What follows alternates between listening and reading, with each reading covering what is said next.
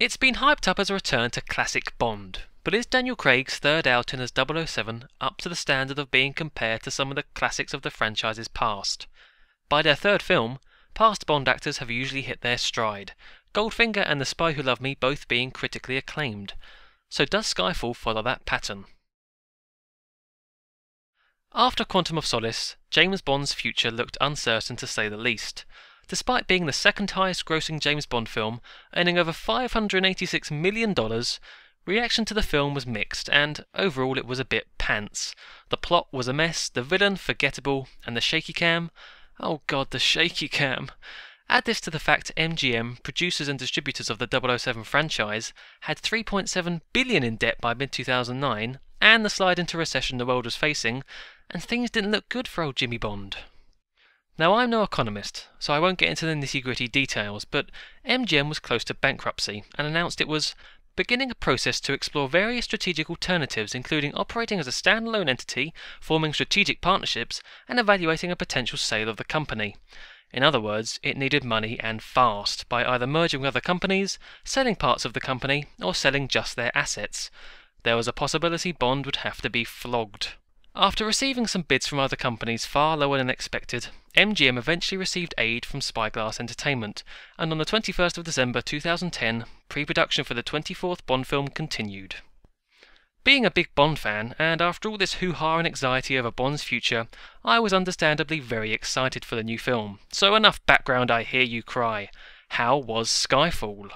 Well, going back to the start, is it a classic Bond film? Kind of. By the end of the film, it's certainly set up for a return to classic Bond films. Skyfall is most certainly the transition film, moving from the old to the new, which in turn is the old. But before we continue, we must ask the question, what even is classic Bond? Is it the crazy gadgets, ludicrous villains, massive lairs, and even more massive henchmen? Most definitely, because despite this generational fad of things having to be serious and gritty, people still want fun. As much as people say try different things, people don't like change, they're scared of change. They want to see the little traditions that make Bond Bond. Hence why, as brilliant as Casino Royale was, and Quantum of Solace not so much, they were missing aspects. It's been said Casino Royale was an action movie, not a Bond movie, which I think is a bit unfair. It's a Bond movie, but it's not the Bond we know and love. Instead it's 007 fresh to the job, growing into the role, so of course it's going to be different. At the same time, I feel they were trying too hard to compete with the likes of the Bourne series, and distance themselves from Brosnan's era, which ended in a rather ugly fashion with Die Another Day. Overall, the 2006 reboot just got a bit messy with ambitions, and as much as I appreciate Barbara Broccoli and Michael G. Wilson trying to reinvent the Bond franchise, the wonderful thing about him is that he doesn't need a whole new makeover. The changing of the actors does that, the Bonds, the M's, the villains, the girls, even the Q's. The changing of directors, producers, designers and editors do that. Nothing about the core Bond principles needs to be removed. It's the fact they're interpreted differently that makes the history of the Bond franchise so rich and varied. The great news is they've finally realised this and undoubtedly moved towards classic Bond. And the previously mentioned gadgets, villains and lairs are all in Skyfall, just not quite the same. And that's where the important aspect to modern day Bond films comes in. What is the modern age of spying? Looking back to the films of the past, things have certainly changed. Since the Cold War ended, baddies can't simply be Russians anymore. Now the evil villains are media moguls, environmental terrorists, or perhaps most realistically, bankers. Even more noticeable is the exponential growth in technology. In a world where the majority have satellite infrared wireless devices in the palm of their hands, things only Q would have dreamed of in the past, where do Bonds fit in? A dodgy issue with Craig's previous two films is the lack of gadgets. Some people welcomed the gadgetless Bond, which left him on his own against enemies, much like Peter Davison's Doctor Who, where they removed his sonic screwdriver as it made for an easy way out. Others, including myself, missed them slightly. Now, don't get me wrong, I don't expect any more exploding pens or bullet-deflecting magnetic watches, but it's always nice to see 007 make cunning use of some gadget in the midst of battle or stealth. Which is why Skyfall made the right move by including gadgets entirely within the realm of possibility, but still have a bit of fun with them. It was also nice to see the film address the very question about Bond's position in the world of tech, where cyber attacks can be just as dangerous. So Skyfall has firmly found its feet for a new style of James Bond. It's modern, but it harks back to the past with the inclusion of key characters and gadgets. It's Casino Royale with added Bond. Another aspect which gives this film a feeling of tradition is the fact it's Bond's 50th anniversary. To mark this, much like they did with Die Another Day, except far less in your face, is subtly reference previous Bond moments throughout. For keen 007 fans, this added layer of detail is a lot of fun, trying to spot the allusions and suggestions to the past. On to more generic aspects of film reviews, I found the editing in Skyfall very different to Casino Royale and Quantum of Solace. The film flowed so well. Nothing dragged or outstayed its welcome, and nothing felt rushed or glazed over. Unlike in parts of Quantum of Solace, where big jumps in story and progression left me confused, not just me, many people still don't really get what the film is about, Skyfall paced well, especially in the first two acts. Not to say the third act was bad, by any means, but I'll get onto that later. In terms of art style and direction, oh my, Skyfall is a beautiful looking film. Beating a dead horse once more, it's not some washed out, shaky, dull confusion like Quantum of Solace, it's sharp, rich and vibrant. One particular scene in Shanghai was absolutely stunning, and in terms of set pieces trumps the Tosca opera scene in Quantum of Solace by far. One thing that hasn't changed in any of the Bond films is the varied locations visited, and Skyfall is no different. Turkey, Macau, Shanghai, London and Scotland are all included and all wonderfully depicted. And much of this praise must be directed, see what I did there, towards the director Sam Mendes, an acclaimed British filmmaker having such films as American Beauty, Road to Perdition and Revolutionary Road under his belt. Not just for the visuals, but far more importantly, the balance of the film between character development and action. Now, character development hasn't usually been a large factor in past Bond films, but all that changed with Daniel Craig's era, where, playing as a newly appointed 007 agent, we see him learn his way and become more than just a ruthless killing machine.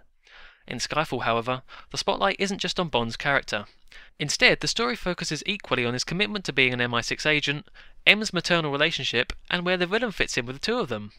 Sounds like a lot to cover, right? Well, it is, but Mendes manages to expertly give them all enough screen time to flesh out what turns into a wonderful story that's more than just explosions.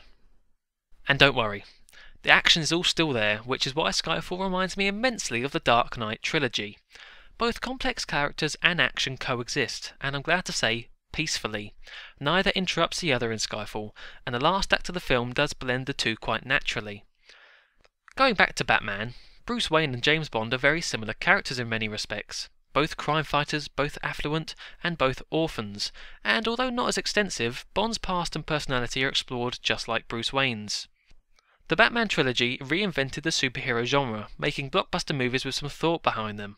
I think Mendes has latched onto that aspect and made a Bond film as smart and grounded as it is over the top. So as much as we are to thank Mendes, perhaps Nolan deserves a smidgen of praise as well. Going back to classic Bond features I mentioned earlier, one of them was ludicrous villains, and I can't go reviewing a Bond film without mentioning the baddie. A problem of the past few films is that the baddies have been bland and generally uninteresting. Green was pathetic, Le Chiffre, although having potential, was poor, Gustav Graves laughable, Renard silly, the list goes on. Okay, Elektra was pretty good.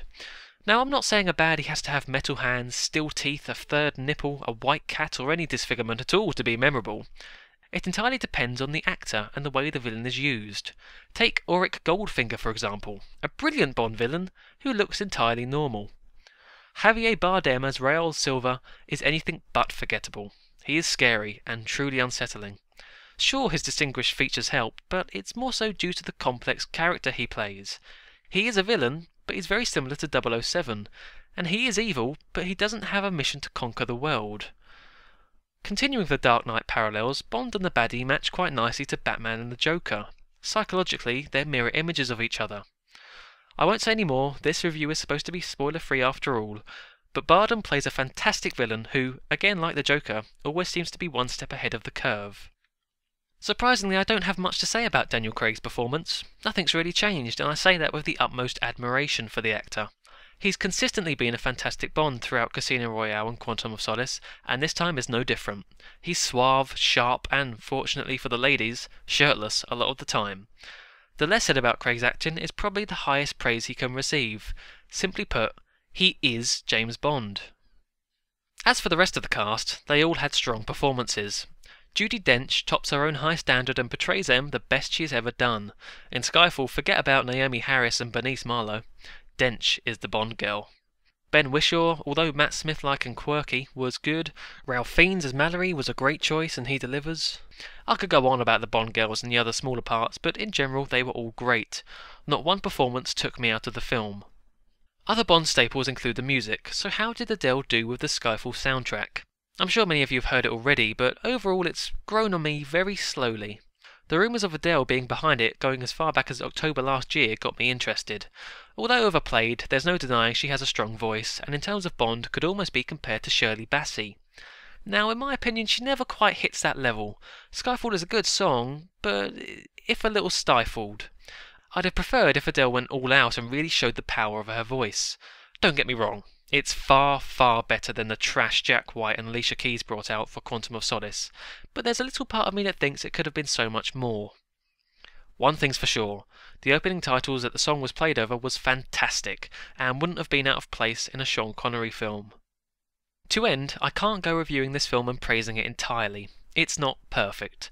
There are a few things that ruffled my feathers. For example, the momentum of the film changed dramatically with the third act.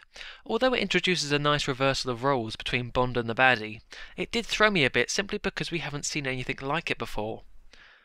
There's also the inclusion of a character in the third act I can't say I liked, but I'll leave you to figure them out.